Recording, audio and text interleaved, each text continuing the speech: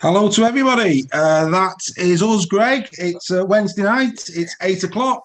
It means that we get together for our usual hour. How's your week been, my mate? It's been very good. Thank you very much. Tremendous. You look like you've had an argument with the door. Yeah, and I lost badly.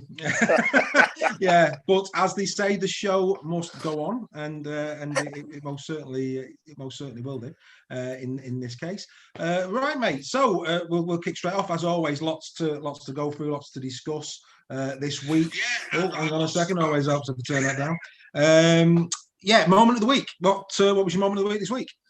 My moment of the week was the Tom Burgess try for Souths. For one reason, not that it was what a great game that was. Yeah. A dramatic ending, a box office ending.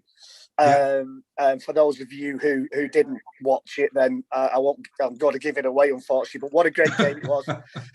Went into Golden Point, and it was my highlight of the week, not because of the dramatic try that won it for South in Golden Point, but for the fantastic referee by Gerard Sutton. Tom Burgess crashes over from about 25, 30 yards. Yeah. To all the world, it looks like he's dropped the ball over the line. Yeah. The ref is about to blow his whistle, and he sees that Luke Brooks has got the ball and is away. And the referee followed him all the way down the pitch, gave the try, and then went to the video ref. And it turns out that Tom Burgess scores the try to win it. Yeah. So drama, what a dramatic end to the game, but brilliant refereeing by the referee. Obviously, brilliant refereeing by the referee. So Sam Tompkins wasn't playing. Controversial. Steady. But I mean, I at that time, I did think, would a Super League referee have done that, or would they have blown when they thought they'd seen Tom Burgess drop the ball over the line? And that's not a dig. Yeah. It's a slight dig. It's a slight dig. Well, yeah, it's a massive dig. It's a massive dig after the week referees have had over here. But that was my highlight of the week. I just thought it was a brilliant end to a brilliant game. Mate, it's a great one. Absolute great one, that one. Because as a Souths fan in Australia, my head was in my hands when I saw the referee play on. I thought, no. But then, of course, the euphoria when you realise Burgess has got the ball down, and it's why it's the greatest sport in the world. I mean, it's absolutely fantastic. So I set my hat off to you there, because that's a belting moment of the week. I'm going to stay in England. I'm going to stay in Super League. My moment of the week was the shameful dive of Lee Gaskell in the Huddersfield Giants game against Hull KR. Now then, because one of our great Super League Raw members posted this on Facebook, for those people who didn't see this, I'm actually going to show it you. So give us a second. We're gonna have a quick look at it. When I realise what I'm actually doing, don't let me loose on these things. It's no modern technology, Dave. It's not modern technology in me is not me. Here we go. I think that's right. So I think you should be seeing Lewis Boardman's post. Can you see that, Greg?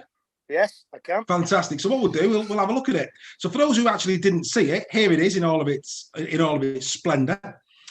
So look at this. Yeah, and here it comes. Oh dear. Right. Now we get to see this again in a moment. Now the referee, to his credit, gave this try. So no real issues with Liam Moore. But here it's even better from this angle. So both players looking at the ball. Gaskell's give up there. He's letting it go. Here comes the dive. Oscars, of course, are in April. Look at that. Beautiful. And down he goes. And Chris Kendell, for whatever reason, decides to disallow that try. Now, in all of my years of watching rugby league, I can honestly say I have never seen something so pathetic in all of my life. We are not football. We don't play acts. And I was absolutely livid, so much so I went straight onto our Facebook page and started posting galore. It was just a shocking thing to see on a rugby league field, wasn't it? It was, and I'm glad. You know what? I'm glad that we didn't cover that one live, because we might have had an investigation by Ofcom. Because I mean, it would have been over. It'd have been over before it started. It would have been a wonderful 3 weeks. But and I think I actually, it was one of a number of shall we say, strange decisions. Yeah. But that, I mean, my quote of the week is from Josh Griffin on his Twitter when he said that dive would have made Tom Daly proud. I didn't see that one. Yeah, when a fellow professional is writing that, you're in serious trouble. But you know, we expect that from footballers who, you know, these professional footballers, the grown men, and they're screaming and rolling around when somebody's run past them a little bit too quickly. Yeah. But that Lee Gaskell, sorry mate, I mean that was one of the, you know, and the other decision in that game was the Huddersfield try. Yeah, and I think I texted you, didn't I? The horror and disbelief, saying he's going to give this. Yeah, McQueen's. But on a separate note, McQueen's had a great start to the season. I've got to give McQueen a lot of credit. He's had a really good start to the season for Huddersfield. But, you know, Lee Gaskell, I don't really want to go on about that. It's a bit of a negative, but, you know, we don't want that in our sport. You know, we don't want that catching on. That's not who we are. It's not right. I mean, to be fair to Gaskell, other than that incident, he had a good game. But personally, he should be fined. He should be banned for a couple of games for bringing the game into this review. Shocking. He's in the squad for this week, isn't he? Against, I know. Shocking. Saints? Yeah, it's not good. But anyway, staying on that game, great game of rugby league. Delighted for Hull KR. They're my team of the week this week because, you know, I can't remember, and I'm sure you can't remember, has any team started off a season with 4 games with 3 of them going to a single point? No, I can't remember. I can't remember that. Ever. No. Obviously, they've been on the receiving end of 2 drop goals in the Challenge Cup and, of course, against Catalan in the first round. So, you know, for me, it was a victory for Rugby League that actually LKR went on to win that game. And I was delighted for KR because actually, I thought they played really well. Tony Smith came out after the game and gave a lot of praise to, first of all, to Lawler, who obviously had to go into the prop position once Sims was taken off after I think it was about 6 minutes into the game. But actually, let's get on to something that was absolutely, truly amazing in that game. Who knew that George King had a step? What a step! I know. He's been watching his brother. I was going to say, he's almost Toby King-esque. It was that good. I always thought George King was very underrated when he was at Warrington. Yeah. I mean, people forget he scored a try for us at Wembley, George King. Yeah. In that otherwise forgettable game. Absolutely. But I think Tony Smith summed it up when he said he is one of the most underrated players in Super League, George King. You know, his brother gets all the headlines, but his brother's in one of the glamour positions in the backs. You know, I saw that Brian Carney stole the NRL commentator's words that, you know, forwards win the games, but the backs decide by how much, which I found quite interesting. But no, who was your team of the week? Mine, obviously. Mine was Hull KR, mate. I must say. They've had when those decisions went against them and Huddersfield came back, and let's not forget that Huddersfield should have had a penalty in the last few minutes for a clear strip. Yeah. And you know, and then to come back and to actually win it a drop goal when they've been beaten by drop goals in previous games at the cup as well. Okay. And of course, Ben Crooks has got the record for the fastest try in Super League history, which was my try of the week. Was it? Yeah. Really? Simply because it made history. Right. Well. You know what, Greg? We're going to be. You know, it's all about respectful disagreements. We're certainly going to be respectfully disagreeing on that one, mate. I have to say, you know, this week, you know, we had a feast of quality tries. I mean, we really did. You know, there were so many good ones. I'll just rattle a couple off. I thought Bentley's was very good for St. Helens. I thought Regan Gracie's second try was very, very good in that game. Carlos Tamavari's try in the Warrington game was very, very special. The George King step was very good. That led to, remind me, Mickey Lewis, wasn't it? Mickey Lewis's try, which was very good. I thought Truman's try was a great try. But just because I like a bit of artistry, just because it was just a brilliant effort, you know, great. You know, Zach Hardacre himself gave it away, but Zach Hardacre's try, he actually said because he plays fullback, he knew he could see that I think it's Broadbent, who, again, I've got to give a lot of credit to Broadbent. I think he's actually played with great distinction for Leeds at the start of this season. But yeah, Hardacre, through that, what a brilliant and such an important time as well to score that one. 8-0 just before half time. Really put Wigan in a strong position going into the second half. So for me, it was Zach Hardacre, because I thought it was a really good try. And do you know what, Dave? And this is not me, respectfully disagreeing with you, but that was very close to my try of the week. In fact, the second try he scored that was ruled out because they said he dropped the ball when the Leeds player clearly ripped it out of his hands. I thought would have been an even better try, but it was a toss up for me between Ben Crooks and Zach Hardacre, and simply because it made history was why I chose it. It was a cross-up between that and highlights of the week. But the highlight of the week has got to be Tom Burgess for me, or the refereeing by Gerard Sutton. So the try of the week, it just edged out Zach Hardacre's because of it's history making. Yeah, it's history making. I also thought Jake Mamo's in the last. Mamo's a good try. Yeah, I didn't mention Mamo's. Well. Mamo's was a good try. He took that well, and again, very, very similar to the Jordan Turner one for Castleford in the challenge. Yeah. But Hooter gone, game over really, and Mamo just found that little bit of space. So yeah, you're right. Good. And he did his best. He did his best to fall over his own feet, but he just about got there. He did, but he stayed on his feet, and that was the most important thing. Right. So, quote of the week. You've already given me yours. Mine's a little bit out of left field this week. I'm actually going to give it to Taylor Prescott. Now, Taylor Prescott is the son of Steve Prescott, the former St Helens fullback, and he had an interview this week with Martin Sadler of the League Express, and he was quoted. It was a great quote in tribute to his dad. I know what he did when he was here and how brave he was. How he pushed through everything that went against him. That pushes me through, and having him in my thoughts will push me through my next challenge. Taylor Prescott is about to do his own challenge.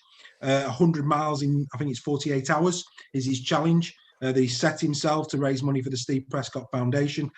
Great to see the young man following in his father's footsteps. One of the most emotional books I've ever read.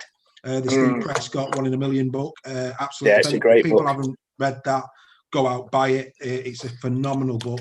But in the notes of our YouTube of this program, I've actually put in there the telephone number, the funding website to support Taylor in his efforts for the Steve Prescott Foundation. So yeah, I thought I'd give it to him this week. It really touched me. That I thought it was a nice touch.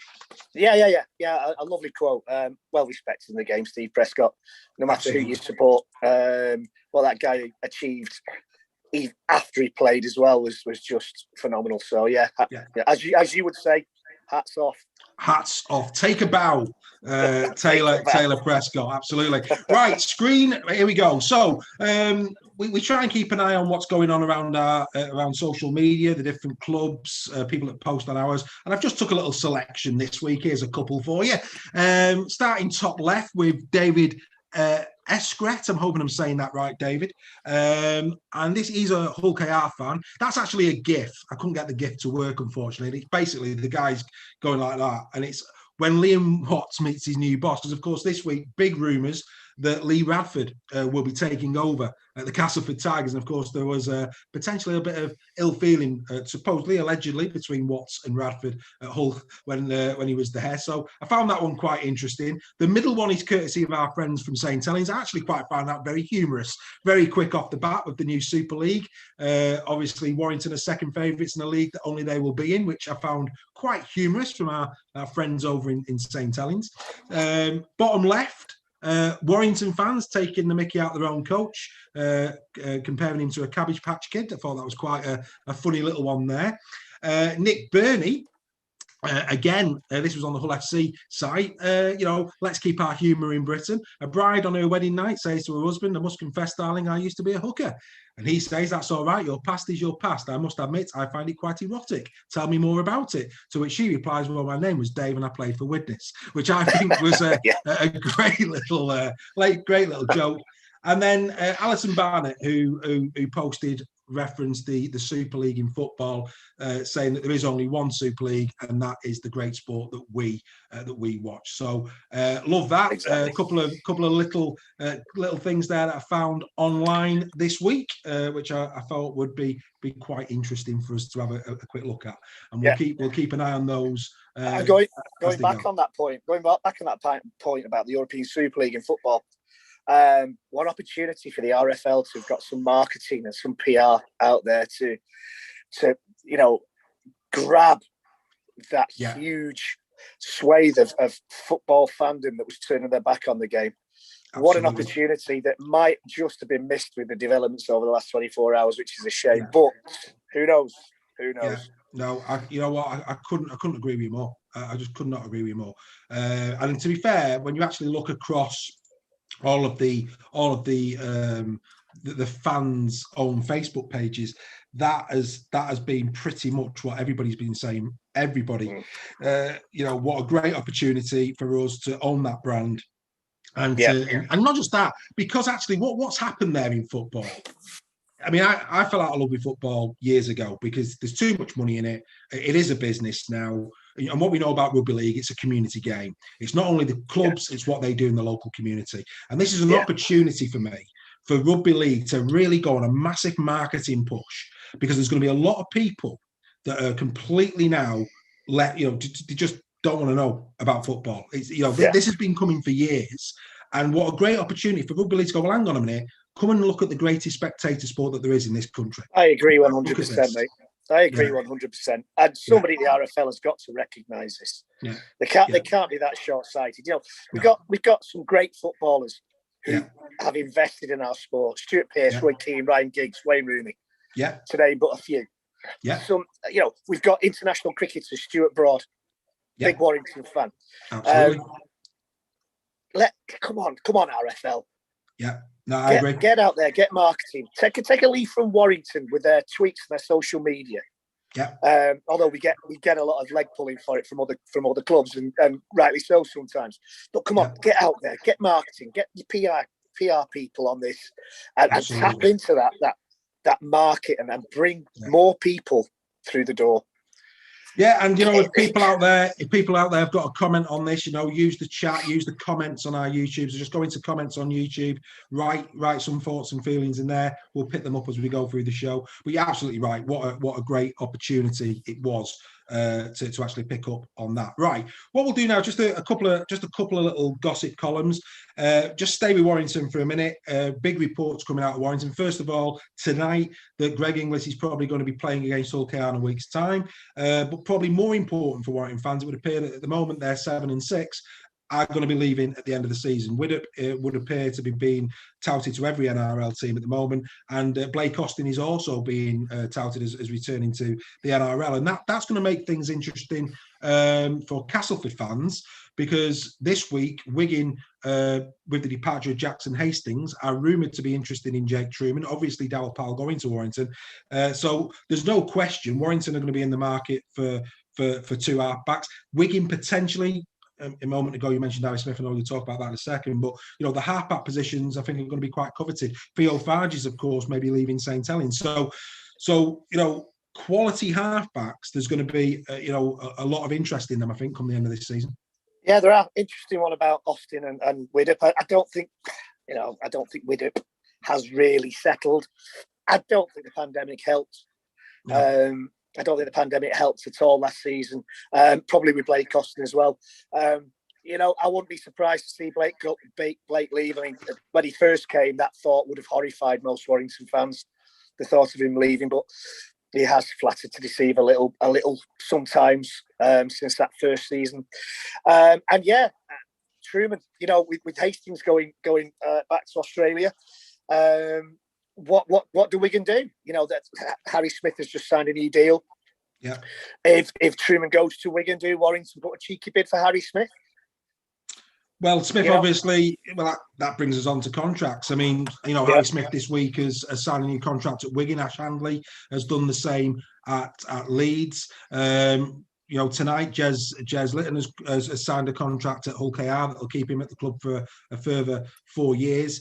So, contracts are being signed. And of course, all eyes now are going to be on the 1st of May, because for those who don't know, on the 1st of May, any player who's out of contract at the end of the season is free to discuss terms with another club. So, whoever's in your squad at the moment that is out of contract at the end of the year, obviously, we wouldn't know who those people are. We do know that Toby King is one of them at Warrington. There's no doubt about it. I would expect this to be a very busy 2 weeks for announcements around players extending contracts like we've already seen this week.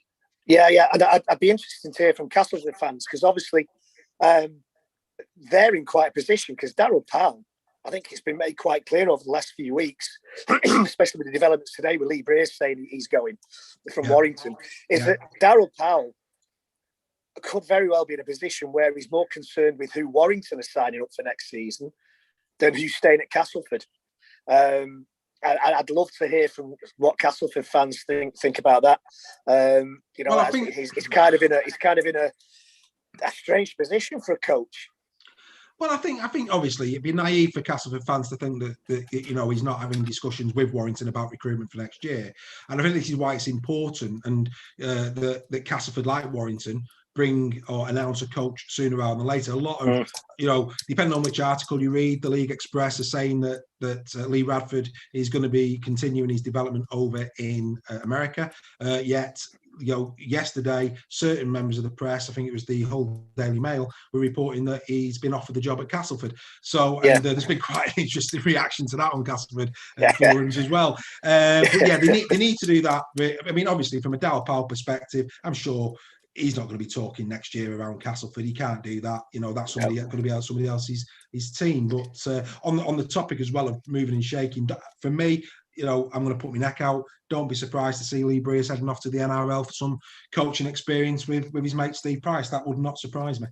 Yeah, and I think we were chatting before the show. I thought Lee Breers may well have gone when Tony Smith went and found himself a club in the Championship to hone his skills. Yeah. Best of luck to the guy. He's quite rightly a legend at Warrington for what he did for us. Yeah. I wouldn't be surprised if he goes to the NRL. It could be a good move for him. I think he does now need to cut his teeth as a head coach, and probably more chance in the Championship or lower for the next few years. But yeah, I wouldn't be surprised at all. He's got a big future in the game. Lee Breers in whatever capacity. And speaking of Ian Henderson is also going as well. Now, I wouldn't be surprised. I'm surprised that maybe Castleford haven't spoken to him as well. Maybe they have. Well, rumour is that they have, but their first pick at the moment is Lee Radford. So lots of things there to consider. Right, we're gonna just take a little pause now. Last week we started the show with our first inductee into our little Hall of Fame here at Super League Raw, and the first inductee went to Paul Sculthorpe. And what we're going to do now is we're going to announce the second person that we're going to be putting in there. So what I'm going to do is I'm just going to play a little short video for your viewing pleasure, just so that you can see who that inductee is going to be. Here we go.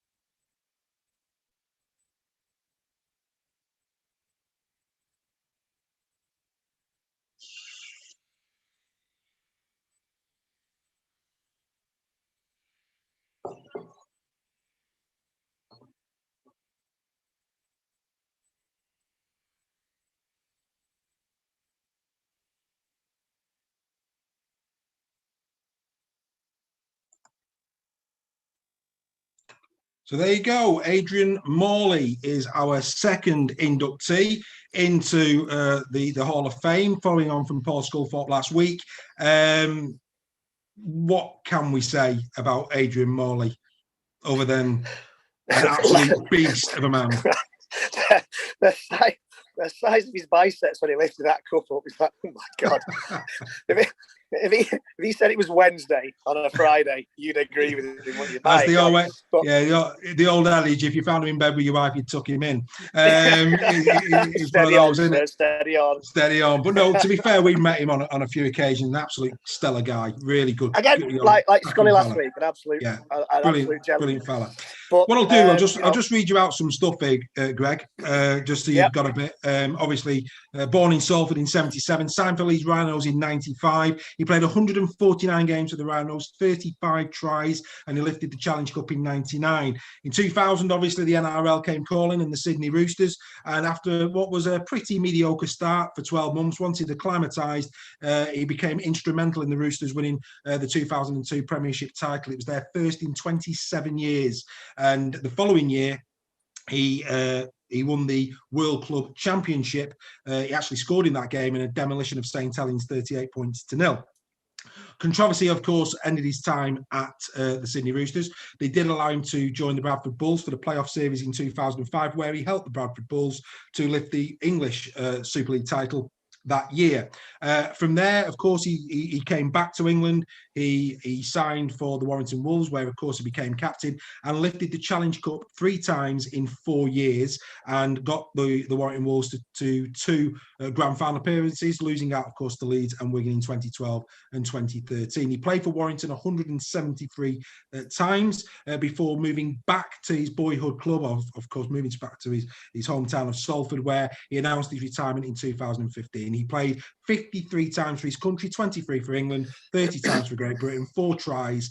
And to just sum it up, Brad Fittler, I think every rugby league fan would respect. He was quoted as saying that he was just the best. He was 1,000 miles an hour. If he hit someone good, what he would do is just say, "I'll give you a chance to get me back," and then he'd just get the ball and run straight at them again. It was like a real throwback to Origin in the 1960s or 70s. There is no doubt in me, this man deserves to be given a little bit of time on the show. And like Sculthorpe, when he put on an international jersey, the Australians, New Zealand, whoever he was playing, they were fearful of him. Oh, yeah. I mean, if he'd have said that to me on a rugby pitch, I'm going to give you a chance to get me back, I'd have retired on the spot. I'd have gone to the showers. I'd have done a Lee Gaskell. Absolutely. No, I mean, what a player. Yeah. I mean, he came over to Bradford when Andrew Johns came over to us. That's right, same year. And everybody was saying that was it. You know, Andrew Johns will win it for Warrington because it is always our year. And Morley went and did it at Bradford. Yeah. So, it was Noble, wasn't the grand final both sides. Yeah, it was Brian Noble, wasn't it, as we recall, who coached him at Bradford that year. But yeah, absolutely. Beast of a man, Adrian Morley. Can't speak more highly of the man. Again, another great book. Don't get me wrong, that man was not a saint. He certainly wasn't a saint, but what a character in rugby league. Right, a couple of things I want to discuss before we get into the Super League table and looking to the week ahead. I put this out there as part of today. I just wanted to talk about the new interpretation of the ball steal. So the rule is, of course, the ball now can be stolen from the player in possession at any stage prior to the tackle being completed and when there is only one defender effecting the tackle. If there are 2 or more defenders effecting the tackle and the ball is stolen, a penalty should be awarded, except if the player in possession is attempting to ground the ball for a try. So basically, the new rule, the new interpretation is that if there's 3 men in the tackle, if 2 fall off, the other one is then free to steal the ball. Yeah. There's a lot of controversy around this. Is it in the spirit of the game? Martin Sadler, in his article today, actually his argument was that no, actually, it is a good thing. It's a skill. You know, if 3 men in the tackle, 2 fall off, you know, the timing of that and then the timing for the grapple is actually a skill. So he was actually for it. I was wondering what your take on it But it used to be called 1-on-1, didn't it, a few years ago? Yeah. I actually saw a game, and do you know what? For the life of me, I can't remember which game it was, where I think it was the Hull KR game, or it could be the Catalan game. I'm sure I'll be corrected. Where one of the tacklers actually shouted at his teammates to fall off the tackle. That's right. And he grabbed the ball. Yeah. What was it? Was it the Catalan game? I think it was might Catalan, have been. Yeah. Rugby league is a simple game, and we just seem to be trying to make it more and more complicated every season with rule changes. And it's a simple game, rugby league. You just get on a pitch, you smash each other to pieces, score tries, and that's like what it should be. Do I agree with it?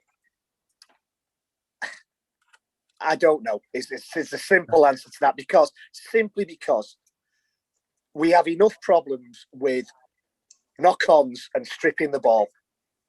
Why add something else that complicates things?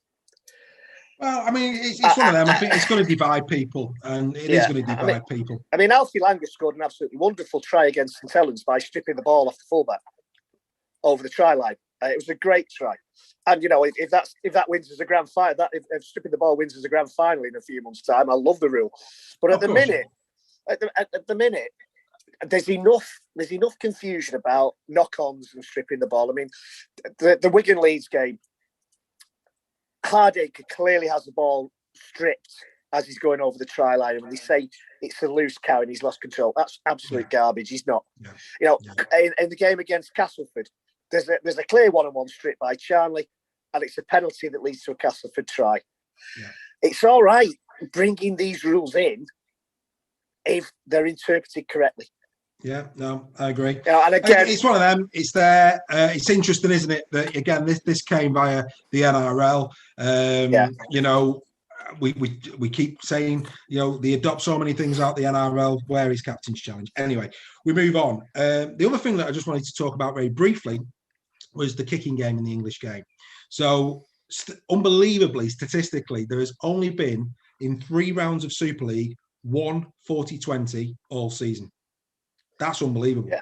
Not only that, we have seen many games go to golden point, and of course there's pressure in these games, but the drop goal attempts, some of them have been quite laughable.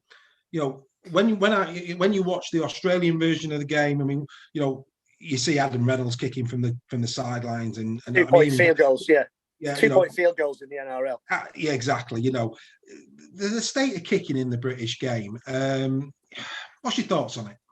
Well, this is one of the few things where rugby union actually do better than we do. They're kicking. I know, kick and clap. Everybody says, that's all they do in training, isn't it? It's not but they're kicking. But kicking for goal. Nasty. Kicking for goal. Conversions, penalty kicks, drop goals, kicking for touch. For years, that's what rugby union had over us. Obviously, that's a major part of their game. And as well as 40-20s, where's the little grubber into the in goal gone? And again, yes, that's again a great point. I wasn't even thinking about the grubber kicks, but I mean the whole game. Some decision making on the final play this year has been quite odd. It really has been quite odd. A lot of power plays going on where that little grubber behind just doesn't seem to be as popular as I mean the bomb is as popular as ever. When you're about 20 meters, 15 minutes from the line, but when you're actually in the strike zone, when you're in the 5 meters. So many times I've seen this season people going for the power play as opposed to that little kick and either a try or a repeat set. Yeah, the grubber kick to me. And when was the last time you saw a halfback do a little chip over the defence, regather the ball and score? When was the last time you actually saw that? No. I'm sure somebody might tell us there's been one recently. But the last one I saw live was probably Phil Blake in the mid-80s for Warrington. No, I think there's been a few since then, mate. Last seen live, mate, because Warrington have never done it since I remember, it is a blast from the past. I remember Kelly Shelford doing one for Warrington. Yeah. There's a name from the past, Kelly Shelford. So there's definitely been one more recent than that. Anyway. I think the fact with Phil Blake's was that Warrington players were that surprised that they thought it was in the rules. They didn't know whether to celebrate or get behind the sticks. You mentioned confusion and you know, making our game more complicated than it needs to be. Obviously, we've now got this wonderful system that is percentage of wins and percentage points differences to contend with. But anyway, this is the current Super League table. St Helens lead it with Wigan, Castleford, and Catalan, all with a perfect 100% record. Then comes Hull FC, Warrington and Leeds, and Hull KR, of course. Then, of course, the four teams that find themselves on nil points at this moment in time. That is the current league table. What we'll do is we'll just take a quick look at some of the key statistics from the game at the moment. So top try scorers, you know, Jake Bibby remains in there, Regan Grace. Fahad Yahar of Catalan Dragons, he of course finds himself there after his 3 tries at the weekend. And Jordan Turner, of course, top try scorer there, round 3 is Yahar. Top try assists, Theo Farges. St Helens fans look away, the player that they may not have next year, alongside Sam Tompkins now levels and Johnny Lomax just out of shot there on 4. This week, the pictures at the bottom indicate that they all had 2 assists this week. So, you know, quite a lot of good performances there. 2 assists on the week for the players at the bottom of the page. Then we come into the meters. Zach Hardacre continues to lead the league. Then Tumavare, Althurts, Davis and Griffin. Althurts, the highest last week, 241 yards for 20 carries. Really good effort from him last week. You know, we can't really say too much more about him other than that. We then go to top tacklers. That's Danny Houghton, 85 tackles in that game against Warrington. I've seen lots of plaudits for him this week, and rightly so. And with that effort, he's gone straight to the top of the tackle charts for the first 3 rounds. It was a brilliant effort from Danny Houghton. Absolutely fantastic. Incredible. 85 in a game. Absolutely phenomenal. Sam Powell, of course, there. Elijah Taylor. And then, you know, when I put this together, surprising, the next 2 are both Huddersfield Giants players, Luke Yates and Chris McQueen. Well, they've had to do a lot of tackling Huddersfield so far this season. That's because I tipped them as the teams to surprise everyone, the kiss of death again. I mean, as we said earlier on, Chris McQueen has had a good start to the season, a solid start to the season. I mean, Danny Houghton, though, 85, at one point, he must have just been tackling the sets of 6 himself. Absolute machine. Machine in that game. And then we come to the Man of the Match awards. So a clean sweep for Zach Hardacre in the Rhinos Warriors game. Seen a little bit differently in the Tigers Centurions game. Paul McShane again, another good. I mean, don't get me wrong, McShane had another great game for Tigers, but Darrell Offerts was the man who got the nod in the Man of Steel reckoning. The Robins game, 2 for Jordan Abdul, both Sky and Man of Steel. Matt Parcell also coming in for praise in the League Express this week.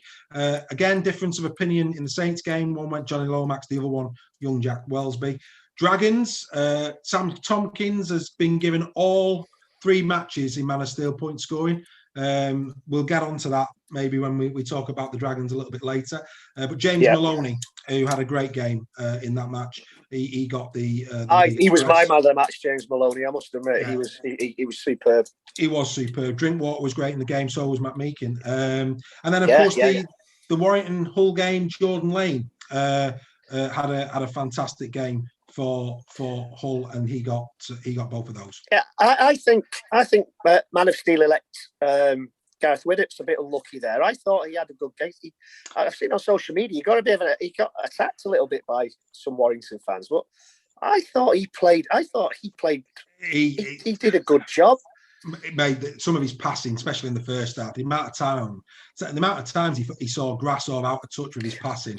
But he improved. He improved second half. He had a great second half. Lack of composure, mate. I mean, Jordan Lane. I mean, had a hand in both tries. For me, I've got no issue with Jordan Lane, none at all. I think just picking up my Man of Steel elect, mate. I've got to do it somehow. I think he's going to let me down. But I think that is it a case of lack of composure, or his teammates not reading what he's doing? No, I actually think it's maybe a bit of both. But God, they train long enough, mate. I just think that all in all, it wasn't the best performance I've seen from Widdock. I thought Lane was exceptional. Right, we'll have to disagree on that one again. Absolutely. Nothing like respectful disagreeing. Nothing like it at all. Right. What we're going to do now, probably one of the things that most people enjoy about our posts in the week and those who watch is, who's made our team of the week. So what we're going to do now is we're going to look at who is our 1 to 13 in the week that was. So again, for your viewing pleasure, we're going to do a bit of theatre and we're going to announce our team of the week. So here it comes.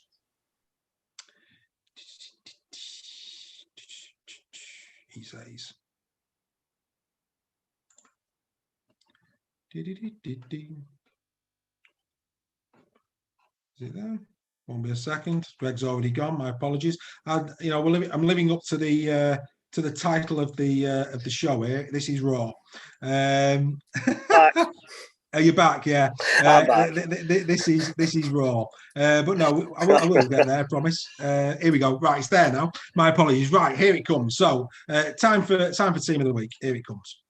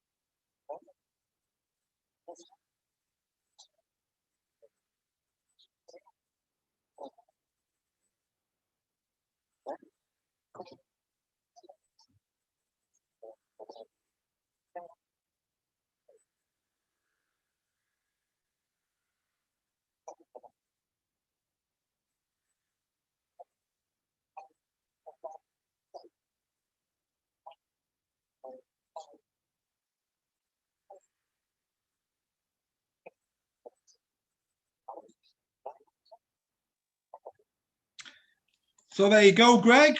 Team of the week for round number 3. You're seeing that. What's your thoughts? Would you be happy with that team taking the field? Yeah, I'd be happy with that. Definitely. Yeah. I can't argue. Obviously, my man of steel elect Gazwin isn't in there for for obvious reasons. But yeah, I'll be quite happy. John Bateman again, impressive as ever. Zach Hardacre, how Sean Wayne can say that he's not penciled in for the England spot. I don't know at fullback. Ben Garcia, impressive as always, impressive performer. Never lets anybody down. And Jack Welsby's done really, really well. Yeah, I think moved from full back to centre as well. To accommodate Lachlan Coote coming back. Performed well at full back, performed equally well at centre. Yeah, Parcell must be sweating. I'm telling you, because he at the moment, Jack Welsby is undroppable. He really is undroppable. He's got a big, for me, he's got a massive decision here as Kristen Wolf, because he's got obviously Coote at full back. Parcell, we know on his day is as good as anybody, but he's incredibly injury prone. Yeah, Welsby, mate. Percival. Percival, absolutely as good as anybody.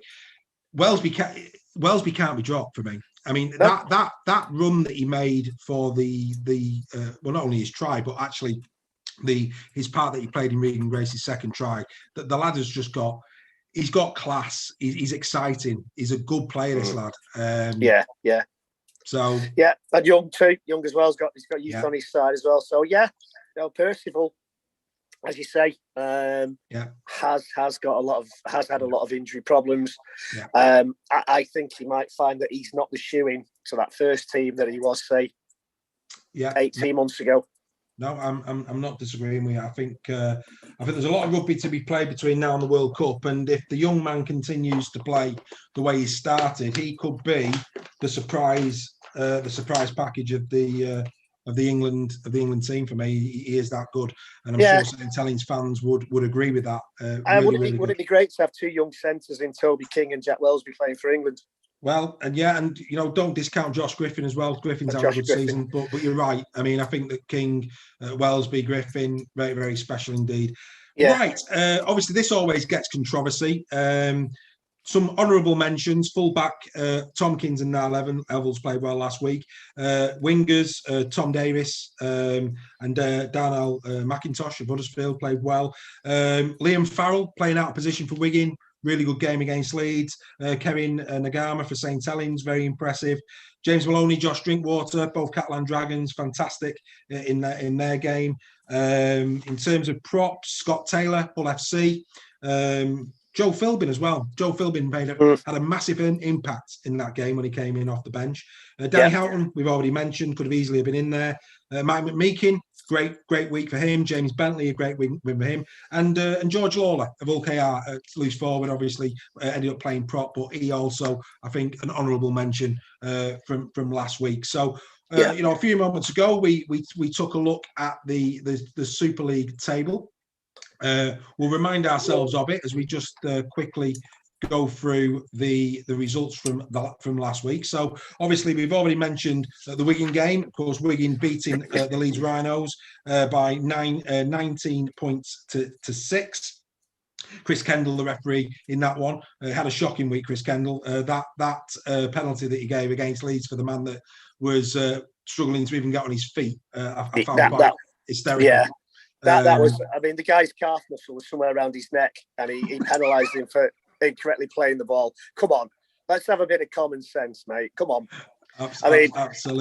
I something that I noticed in that game, and I'd noticed a couple of weeks before with Wigan. And this isn't a dig at Wigan. This is obviously a very good tactic. Tackle 3 or 4 when they're in their own half. They get a player to stand level with their own play the ball. And as they play the ball, he steps across an incoming defender and it creates space. It's a clever tactic if you can get away with it. It's quite prevalent in the NRL. It is something that they do over in Australia. I did notice it in the NRL. I'd noticed it in the Wigan game, and then I watched a couple of the games in the NRL, and I thought that's a tactic there as well. But Chris Kendall didn't have the greatest of weekends, I wouldn't have thought. No. Stuart Pike calling him Chris Campbell all night won't have helped him either. On Sky. But he had a bit of a shock. I'd like to think he might be asked to step down this weekend, but I don't think he has he? Well, this is probably gonna make you go bolder and grey than you already are, mate. Thanks, mate. His reward for his services last week is the Wigan Castleford game, which is just it's just like, whoa, what? Unbelievable. Yeah. I think you said a week in the stands might have been a better shout, but anyway, I knew there you'd you be go. given the Wigan game. That's why I teed you up for it. Oh, I know. unbelievable. But yeah, I mean, we've had Chris. You know, we all have bad weeks. God, I have bad years. But when he first came on the scene, Chris Kendell, I thought he was quite a good young ref, and Gareth Hewer as well. We don't hear about Gareth Hewer in Super League anymore. And Chris Kendell, he had a bit of an off weekend this weekend. Yeah. You know, and that try again. There's that Cardiff try. So not just a dig at. This isn't just a dig at Wigan for that tactic. That's that Cardiff try. The second one was a try. Yeah. It's ripped out of his hands, and he drops on the ball over the line, and it is a try. Good game, though. I enjoyed the game. Obviously, Tigers beating Lee 52 points to 34. Not 34, 16. My apologies. 52 points to 16. You know, good performance there. But in fairness to Lee, second half they lost by 2, 18-16. So you know, Lee. I mean, you could say that the Tigers weren't as deliberate in the second half, but you know, Lee needs to progress, and you know that's a good thing for them. I think you said we discussed this. Hull KR and Castleford had 100 minutes of rugby or so the week before. Yeah. Hull KR came through their game finally. Yeah. Maybe Castleford with a more tied of the two teams, and that's why they faded in the second half. Maybe. Maybe. You're quite right to remember that I said that. St Helens 34 points to 6 against Wakefield.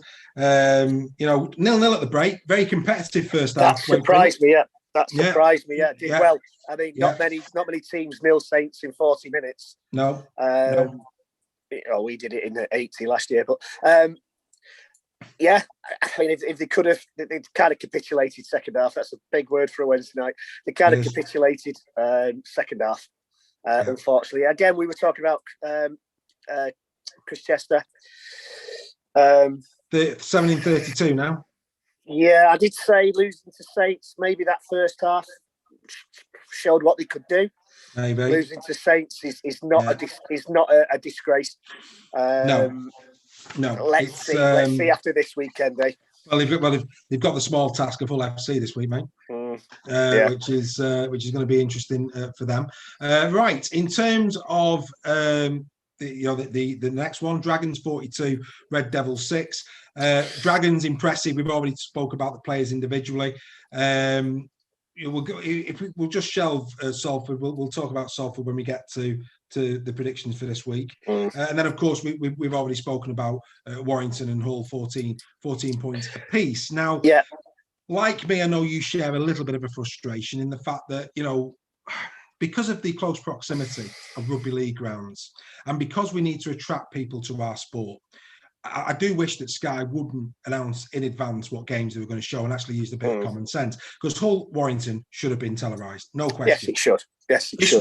This week, Wigan Castleford should be televised. Yes. And just to show that I'm being fair, this isn't about just showing the big games. Is there a bigger game this week? And we'll probably start here because I just led into it, than Salford against Lee? No. Is there a bigger game than that? No. So that as well, for me, should be the game that is on Sky and not Huddersfield Saints. That's just my view. You know, Salford Lee, I think, is going to be a great game. Both teams desperately need to win that. Yeah, I agree. Hull Warrington is on TV every year, every season. It's one of the games that they show. Warrington Hull Warrington. I mean, let's face it, the Hull KR Huddersfield was a great game. Yeah. A superb game. So let's not take anything away from that. But again, it was going to be because they both were on 0 points. Yeah. You know, they were both looking that first win. It's the same as the Salford and Lee game. I've got no issue with that. I have got an issue when you are showing a game, you know, St Helens Huddersfield, we're going to do the fan zone on it tomorrow night. You know, on paper, and hey, I hope I'm wrong. I hope it's a great game. But on paper, Saints just look too strong. They really, really do. Whereas, you know, arguably, two formed teams, two quality squads, you know, players, Evans, Truman, McShane, Hardacre, you know, we're talking real Farrell. I mean, yeah, Liam Farrell. You know, Jackson Hastings came back to prominence last week. Sam Powell, Danny. You know, we're talking quality players. They should be on the telly. It's a showcase of rugby league, and I just do not get, like I say, because of the close proximity of these grounds, why they just don't look at it and go, no, they, you know, again, who's advising Sky? That's the game to go and put on. That's the game to go and put on. And this is the thing that we've discussed in the past as well. When crowds are allowed back in, why do they show Warrington at Hull on a Friday night and Warrington at Leeds on a Friday night? Why not put the local derbies on a Friday night and then have one of those games on a Saturday? And so fans can get there. And other Northwest teams going over the Pennines, Greg. Let's you know, let's be. Are there any other Northwest? Are there any other Northwest teams? Believe it or not, yeah, there are. Believe it or not, at least there are 2 or 3. I'll have to have a look into that. Well, it's actually 4 now, as well as Warrington, isn't it, Willie? So anyway, well, yeah, tomorrow. Anyway, let's go into some predictions. Let's talk about the week that's coming and maybe reflect a little bit on how well these teams are playing. So first of all, Wigan Cass. Cedric Lafayette is, of course, been given a ban for a game due to his contact last week. Bevan French is back. Adrian Lamb has confirmed that Bevan French is back. So that's going to be interesting to see what happens around Zach Hardacre there. Will he put Farrell back into second row, Hardacre into the centres? That's going to be an interesting one to watch. Danny Richardson returns because Gareth O'Brien has picked up an injury. So Gareth O'Brien will not be playing in this, but this should be a phenomenal game. Now, we've got a fans predictor. Before we actually go on to predict for this week, let's just see how the current table is looking. So here we go. I'm delighted to say that I lead at this moment in time. 19 points for myself last week. Greg, you got 17, and the Super League Raw fans got 14. So Greg closing the gap on the Super League Raw fans last week. But yeah, the big call for me was, of course, Hull KR. I fancied Hull KR. That one was the only one where there was a different colour against our predictions. The rest was all around scores. But yeah, I don't know what it was. I just fancied Hull KR. Just fancied them, and it worked. So that's where we are. So we invited another Super League Raw Fans Forum member to give their predictions for this week, and I'm delighted to say that Jack Bramley, a Leeds Rhinos fan, was delighted to offer his services. He too thinks this Wigan Castleford game is going to be a close one. I think you could actually toss a coin on this one, to be fair. He's gone Wigan by 0-8. What's your view on this one? I will agree with that. I think it's going to be a close game, and I think Wigan by 8. I mean, I must admit, when I saw that the Wigan game was kicking off at 6, I thought, that Sky must have had a change of heart and be putting it on before the Huddersfield Saints game. But that by the by, I think Wigan by between 0 and 8 points. I'm going to go Cass 0-8. I'm going to go against you both on that. I think I'm going to go Cass for the pure. This is going to be interesting because this is a real challenge for Wigan. If we actually look at, I'll just show you this graphic whilst we're talking about it. So these are the fixtures this week, and this is how they've gone. So if you look at Wigan there, they played Leeds Centurions, they played Wakefield Trinity, and of course Leeds Rhinos last week. Castleford Tigers have played the Warrington Wolves, Leeds Rhinos, and Leeds Centurions as well. I think that Castleford's had 2 good outs against Warrington and Leeds. They also had a really tough game where they showed incredible resilience in the Challenge Cup. It's going to be interesting to see how Wigan go on this one. I think this is Wigan's first proper test of the season, so I think it's going to be an interesting game. So I'm going to go the other way. I'm going to go Cass. But it's an interesting graphic, this one, because when you actually look who's played who, it's quite interesting to see so I'll leave this one on while we're talking because it might guide a little bit in terms of where you're thinking. The second game, of course, Huddersfield Giants. So Huddersfield, of course, no points thus far, lost to Hull FC, Catalan Dragons and Hull KR. St Helens, of course, winning against Salford, Hull KR and Wakefield Trinity. Ian Watson has named an unchanged squad. However, some reports have come out in the last 24 hours that perhaps they are going to be without Kudrow in this game, and also Jake Wardell now is a doubt as well. So that's big for them. Tommy Makinson not there for Saints after picking up an injury against Wakefield. But Matautiu is back for them. But still no Matty Lees, still no Morgan Knowles, as they're still not there for injury. And of course, Percival, sorry, did it again. Got Parcell on the brain because he was in the team of the week. I can't see past St. Helens, can you? No, unfortunately, I've got to go with Head. I know I've probably been, as I said, a kiss of death on Huddersfield because I tipped them at the start to be the surprise package. I've got to go on my Head this week and say that I reckon Saints by between 9 and 18. Right, so you're going right, which is exactly the same 9 and 17, yeah? Sorry, 9 and 17, yes. Which is exactly what Jack has gone. He's gone the same thing. I'm going to go 18 plus St. Helens, and I hope I'm wrong when I say that, because what we don't want is anybody really running away with it and making a mockery of the game, especially if it's on the TV. But I'm just, St. Helens at the moment, they just look a team. They've got off to a great start. I haven't seen enough from Huddersfield to suggest that they can win this one, but I hope I'm wrong. I do hope I'm wrong, and I hope it's a bit tighter, and we'll be there to see it tomorrow night. Right, for me, the second a joint biggest game of the week: Wigan Warriors, Castleford, Salford Red Devils, Lee Centurions. You can see there really difficult starts for both teams. Salford having to play St. Helens, Hull FC, and Catalan going away to Catalan. Lee, Wigan, Warrington, and Castleford. So, when you look at these two teams and where they are in the league table, in effect, these are not the games that they're going to be judged on. This is now a game that they're going to be judged on. This is a 4-pointer. I can't believe I'm going to say this, but I'm actually going to agree. Sit back, Greg. I'm actually going to agree with Gary Schofield. Schofield this week, really bigging this one up. I fear for Richie Marshall. I really do. And the reason I fear for Richie Marshall is last week, this was his quote after the game. We've let our supporters down. That was a really poor performance against Catalan. It's not the required standard, nowhere near good enough for where we are at as a club, and it is my responsibility. I obviously didn't prepare the team in the right direction, and I will be making sure this is fixed up this week. As much as I admire any coach that takes the rap for his players, I don't think he's got the credits in the bank. You look at Huddersfield, they're not going to be panicked about Ian Watson. He's got pedigree. They're not going to worry about him at this stage. There's no real pressure on Duffy at Lee. They're expected to go down. He's going to be given time. Richie Marshall is there's an expectation at Salford. I just think that was a really, as admiring and as I am a bit, I just think it was a really dangerous quote that he put in there. The thing that worries me there, 16 points in 3 games is Lee's average. 16 points in 3 games, Lee 42. 16 points for Salford, 42 for Lee. 5.3 points per game is what Salford are averaging. I think any supporter who saw an average of that.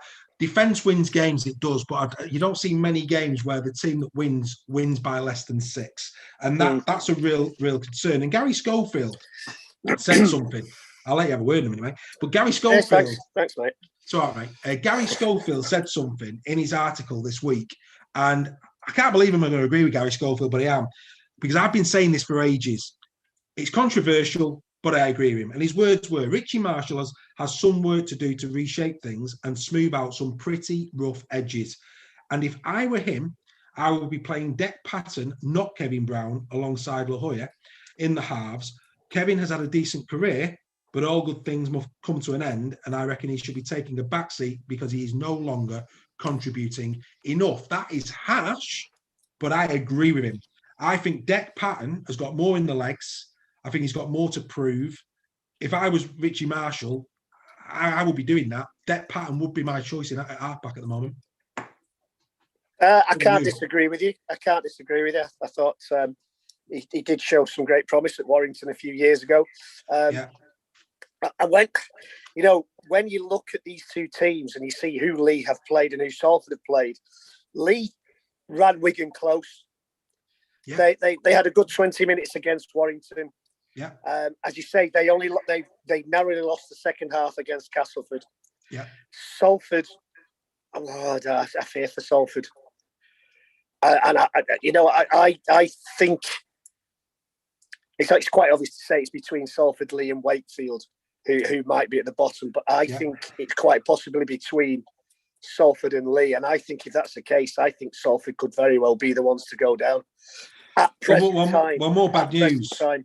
Yeah, before you do your prediction, more bad news. I mean, don't get me wrong, Lee are without Adam Sidlow and Joe Mellor this week, but Gelling's expected to debut for them. But for Salford, Andy Ackers is still out, and rumour has it Callum Watkins and Elijah Taylor could be missing for this game as well. So again, not good if you're a Salford fan. Jack has gone Salford 0 to 8 points. Where do you see it? I'm going to go for Lee, and I'm going to go 8 to 17. Okay, so 9 to 17 to Greg. Yeah. I'm going with you. I'm going with you. I don't think it'll be an 18 pluser, but I do think Lee. Could take this one. And do you know what? As well, that quote from Richie Marshall going into the game. I liked Ryan Braley's quote. He said this week, "It's not for the lack of effort. We are just not being smart enough in certain areas. But we are a solid group, and I'm confident that we can turn it around and have a successful season." So positivity coming out of Lee, negativity coming out of Salford. It'll be an interesting one to see. Should be on the telly. It really should. I'm gutted it's not. That's going to be a great game. Right. Yeah. Hull KR taking on the Leeds Rhinos. So just a few bits on this one. Brad Terangi's back for actually his debut for Hull KR. That's going to be coming up this week. But better news for Leeds. Now, whether they all get back or they don't, there is a good chance that Ash Handley, Conrad Hurrell, Richie Myler, Rini I'm going to have to learn that word, Yawara, you know what I mean? I know what you mean, yeah. The Leeds player. And Bodine Thompson are thought to be in line for a chance of being in the game. I doubt all five will be back, but Leeds getting people back, which is really important. Eastman will be better for his run out as well from last week. But Hull KR off and running, a confidence builder for them. How do you see it? You know what? I think Hull KR will take a lot of heart from last week. But if Leeds get 3 of those players back, I can't see past Leeds really. Okay. They beat Wakefield, they've lost to Wigan and to Castleford, 2 good teams. Hull KR, you never know. This might be the game where that 100-minute, that 90-minute takes it out of them.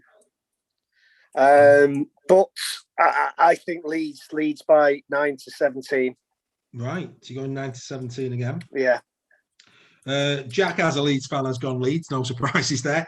But he's actually he sees it a bit tighter. He's saying 0 to 8. Okay. You know what? I backed Hull KR last week. I find it very difficult to do it this week, unfortunately. I'm going to agree. I'm going to agree here with. I don't think there's 18 points in this. I think Hull KR has been too competitive for there to be 18 points in it. To be honest, so I'm going to go with you. I think I'm going to go 19 to 17 points for that one. Yeah. Right. We then move down to Hull FC against Wakefield. So Hull, of course, beating Huddersfield, Salford, of course, drawing against Warrington. Wakefield up to now, Leeds Rhinos, Wigan Warriors and St Helens. Difficult start that for Wakefield. It's not getting any better for Trinity though in terms of injuries. Saying that though, actually no, apologies. They've still got a few out. Tom Johnson's not going to be there for his concussion. Jacob Miller is now expected to be out between 4 and 6 weeks. Bill Toper is still out. Matty Ashurst is still out. But it is expected that Max Jowett, Tanginoa and Liam Kay are going to be back for Wakefield. So not all bad news for them. Brett Hodgson, no real concerns for him. Jack Brown, he's got a 1-match penalty. Sayo is expected to return. Still no Manny Manu and Josh Reynolds, but pretty much the same team as last week for Hull FC. Going to be a difficult one, this, isn't it, for Trinity, I think? I mean, look at that start. Leeds, Wigan, Saints, you know. Yeah. It takes a good team to pick up points against any of those three. Hull have played, Huddersfield, who weren't firing, Salford, who aren't firing. They've come up against Warrington and really should have beat Warrington.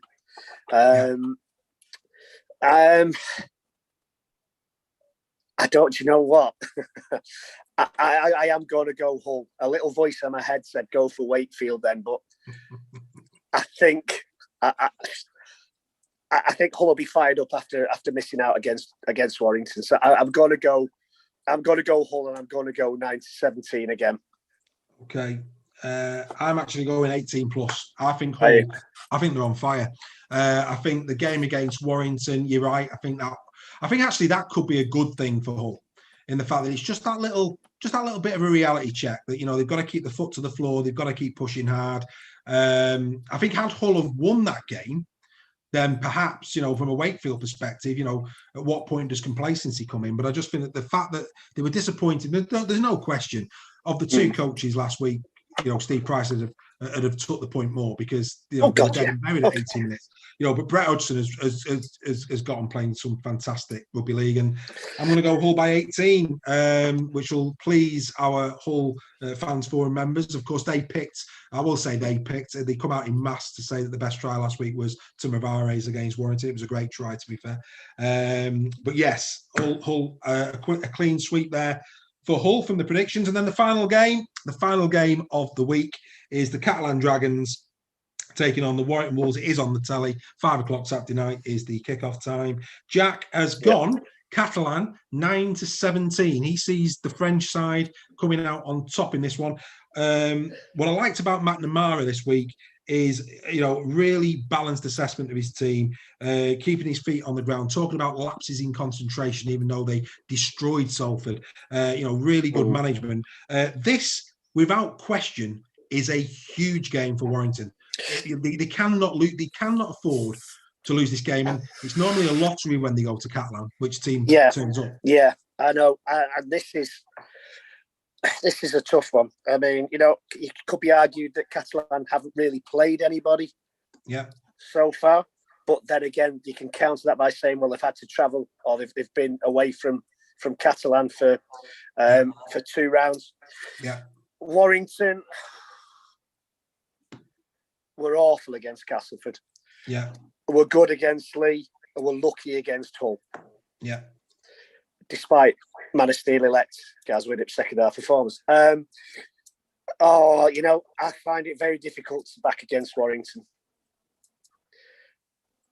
But I think I'm going to have to this week. I know, I think I'm going to have to. I'm going to go again. I'm going to be extremely boring, and I'll never be able to go to the King's Head again. But 9-17, Catalan. Ooh. And may God forgive me. I see this. I see this close. I see this 0-8. But which way do I see it? Do you know what? I'm going with you. And I'm gonna go with you for the pure reason that it's in France. If it was at Warrington, I'd probably go 0-8 the other way. But the fact that Warrington are travelling to Catalan, it's normally a lottery, and there's no question at the moment. You know, Catalan as an attacking force are playing better than Warrington. They've got the combinations better. You know, they've got 2 great halfbacks who actually are playing better than Warrington's halfbacks by a country mile this season. You know, McMeekin, he's on fire. Garcia's playing well. Tom Kinsey's playing well. They've got 2 great wingers that actually completely outpace ours. Completely. So if they get away, they're gone. Dave, me and you could outpace our wingers. Correct. So for me, as painful as this is, you know, I'm going to go Catalan. I hope I'm wrong, but something tells me that Catalan are favourite. Do you know what, Greg? Again, we have gone 15 minutes over. It's been a great chat. I've just had a text from the King's Head saying we're barred. We're barred from the King's Head. And the Rodney. Well, to be honest with you, we'll probably be socialising with people who watch us going forward in the rod and the outside. So we'll see that they'll go in and buy us a beer for the sport. But no, really enjoy. Look, we've gone through loads there, and what I'm really enjoying at the moment is that every week there's plenty to discuss. It's why we're doing this. Yes, it's light-hearted at times. Yes, we're taking the mickey, but and yes, we'll challenge the controversy in the game. But deep down, we love this sport. We want this sport to get the recognition that it deserves. We want the Rugby Football League to, as you say, use this Super League as a real, springboard to, no, we're the Super League. Get people interested. But, play on the fact that football are going through a rough time. Promote the sport. Sky, understand what you've got. Speak to people who understand the game before you do your scheduling. Every team will get a look in. I'm shouting from the rafters that Salford and Lee should be on the telly this week. This isn't about, Saints, Wigan, Warrington, Leeds, Hull being on the telly every week. Castleford, apologies. It's about the best games, the spectacles, what's going to make people go, wow, what a game. That's what we want. The Warrington game last week would have delivered. The Hull KR game last week certainly delivered. But what we don't want is games like the Catalan. I mean, I understand why the Catalan one was on because it's over in France and they're showing all of the games. But, how are we going to attract people to a sport where the margin is 40 odd points to 6? No, we're not. We've got to get the balance right. So come on, listen. Listen to the fans. Get it in there because, of course, football don't do that. Do it in rugby league. Well, I tell you what, if football can listen to their fans and turn their back on a multi-billion-pound ideal that I'm sure the Rugby League can and Sky can. It's the greatest sport, mate. It's the greatest sport in the country by a country mile. It's the best spectator sport in the country by a country mile. It's a game played by gentlemen. That's what it is. There's no question. Rugby League players, I hold them in the highest of esteem. In terms of footballers, sorry, you just do not compare in any way, shape or form. This, for me, is a big opportunity. Please, God, let's not lose the opportunity.